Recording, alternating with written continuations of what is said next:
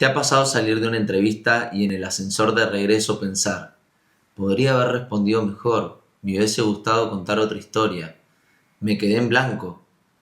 Hoy en este video quiero evitar que te siga sucediendo eso. Te voy a contar por qué los reclutadores hacemos las preguntas que hacemos y lo más importante, qué alternativas y qué recursos puedes utilizar para poder salir de esta entrevista sin resultar robótico y con la sensación de que conseguís el puesto de trabajo.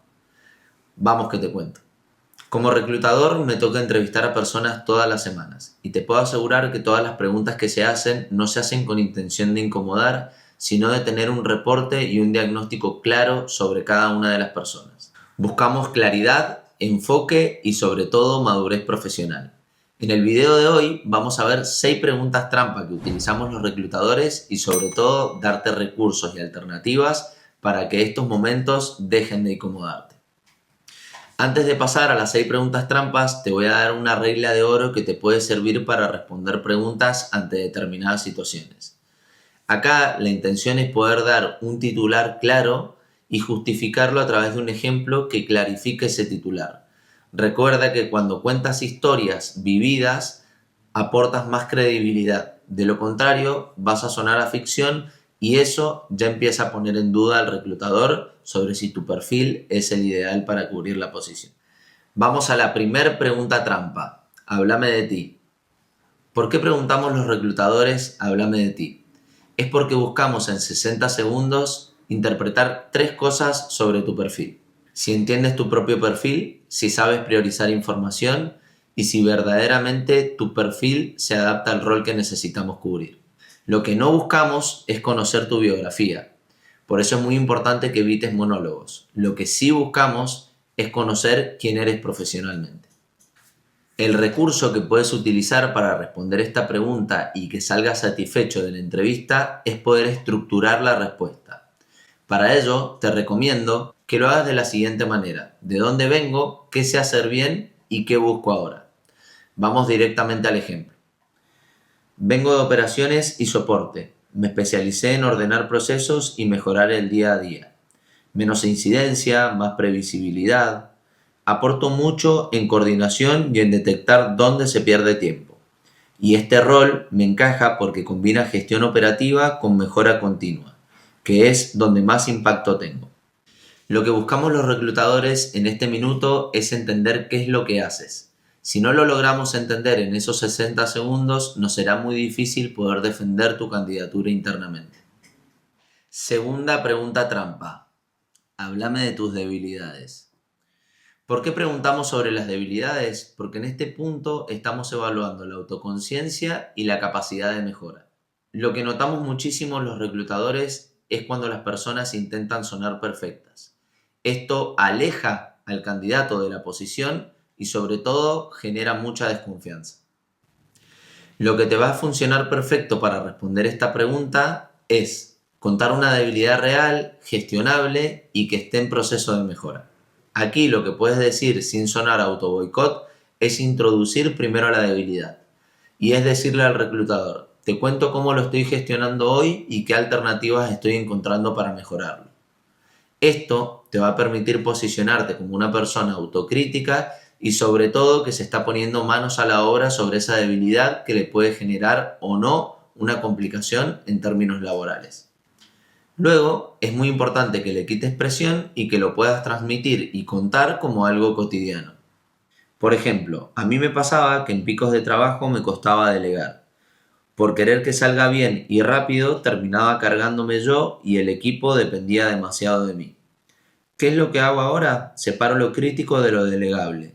Dejo por escrito el criterio y hago un checklist corto. No solo me baja el estrés, también hace que el equipo crezca. Para evitar la red flag del reclutador sobre tu candidatura, te recomiendo no comentar algo que realmente pueda destruir el puesto.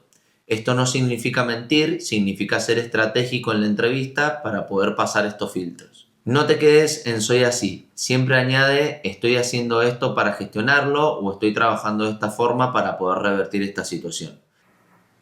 Pregunta 3. ¿Conflictos o desacuerdos? ¿Por qué preguntamos por conflictos? Simplemente porque queremos ver cómo reaccionas cuando hay tensión.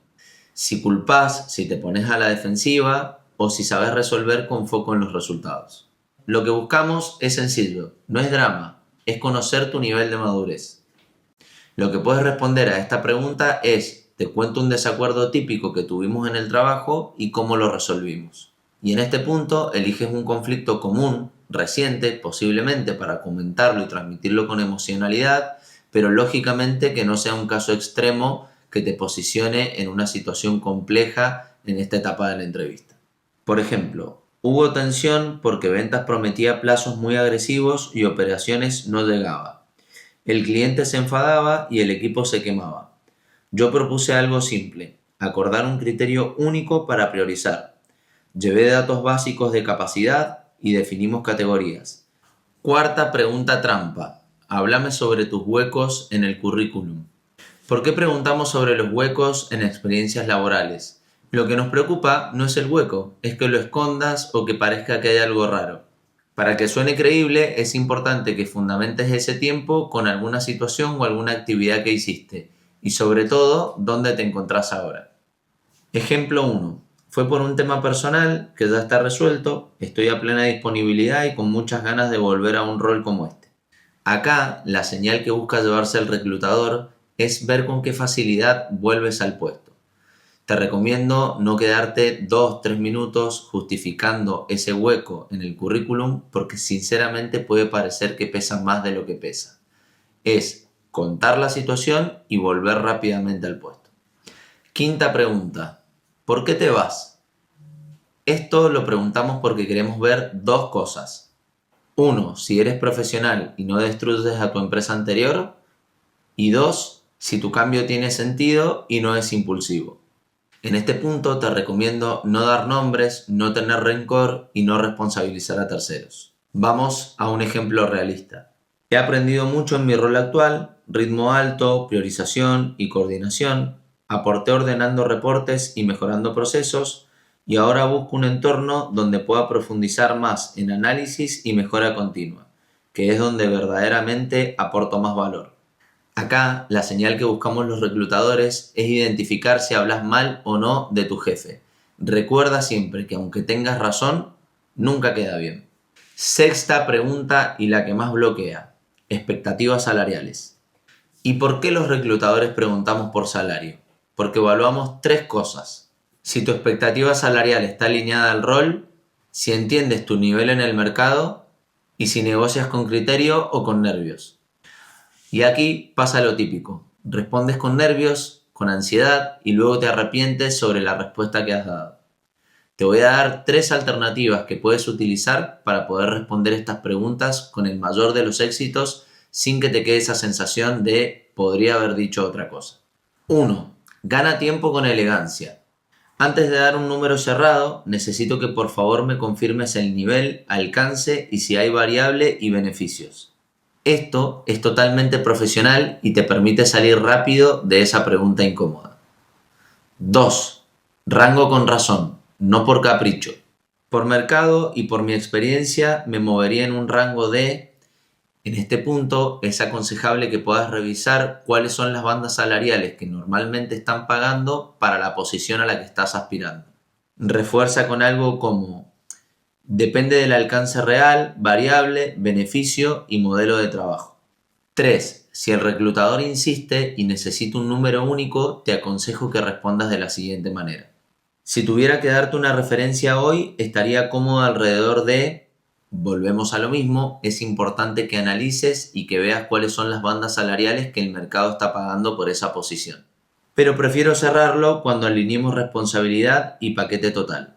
Recuerda siempre que la señal que está viendo el reclutador no es el rango salarial, es tu capacidad para negociar, para ponerte en valor profesional y para ver con qué criterio defiendes la banda salarial en la que te gustaría trabajar. Si quieres salir de una entrevista sin esa sensación de podría haber dicho, te recomiendo que estructures tu cabeza así. Piensa en un titular claro más un ejemplo real. Esto te va a permitir siempre tener el norte y poder defender la idea que quieres transmitir al reclutador. La semana que viene estaremos hablando de cómo convertir las experiencias anteriores en habilidades claves para reflejar en el currículum y sobre todo argumentos para compartirlas en las entrevistas. Recuerda que este es un canal que recién está empezando, te invito a suscribirte, a darle a la campanita para enterarte de todas las novedades, apoyar el proyecto con un me gusta y compartirlo a aquellas personas que pienses que le puede interesar. Muchas gracias por tu tiempo si llegaste hasta acá y nos vemos en el próximo video.